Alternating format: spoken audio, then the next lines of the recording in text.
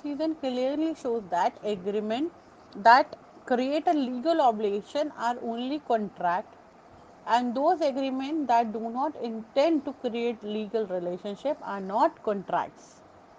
सो इस चीज़ से ये क्लियरली साबित होता है कि अगर कोई भी कॉन्ट्रैक्ट बनाना है तो उसके लिए लीगल ऑब्लिगेशन होना ज़रूरी है, यानी कि that contract should be registered.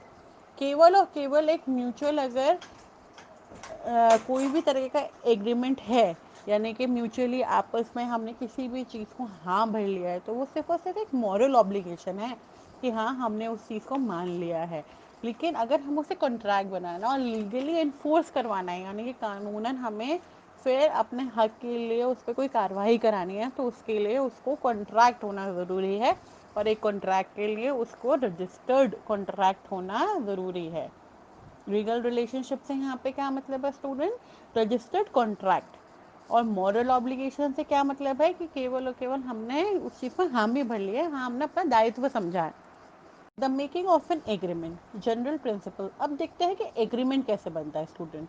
The following chart depicts the essential element of a contract. एक कॉन्ट्रैक्ट बनाने के लिए ये एलिमेंट्स होने ज़रूरी हैं, जैसे ऑफर, किसी ने ऑफर दिया हो, यानी किसी ने आपको कुछ चीज़ दी हो, ऑफर किया हो। एक्सेप्टेंस, आपने उस चीज़ को मान लिया हो। कंसिड्रेशन, यानी कि आपने उस चीज़ पर सोच समझ के उसे माना हो।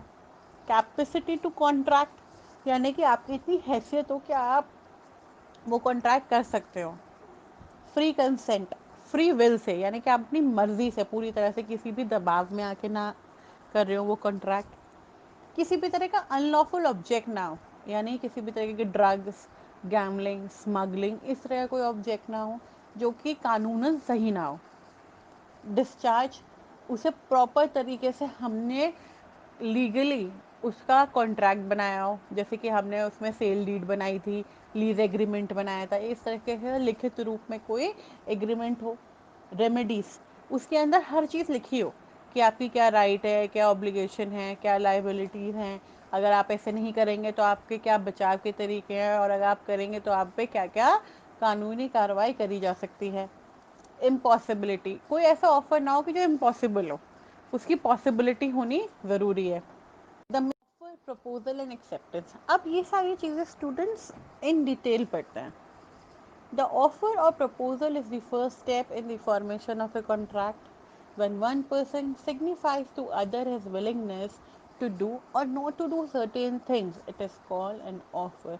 Section 2A of ICA। ICA क्या क्या कहता है?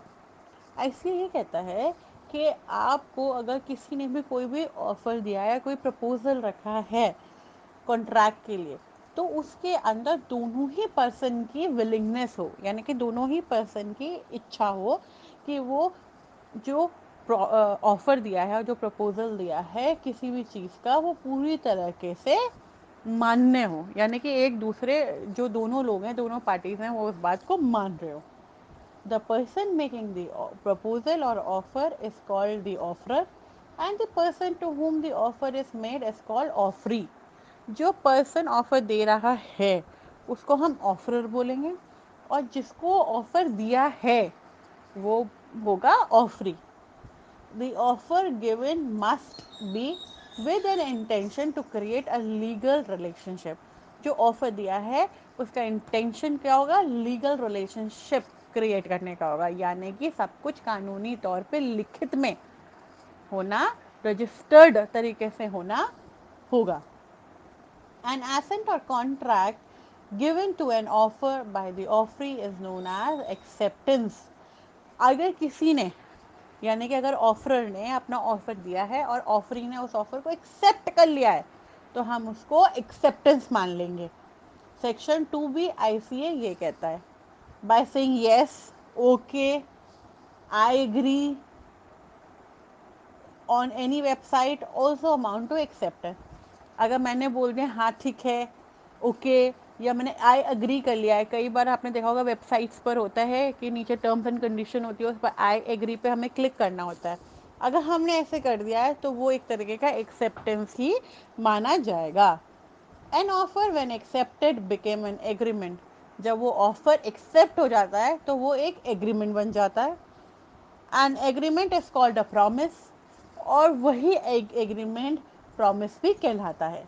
So offer plus acceptance equal to agreement. A expressed his willingness to sell his cottage to B of rupees 5 lakh.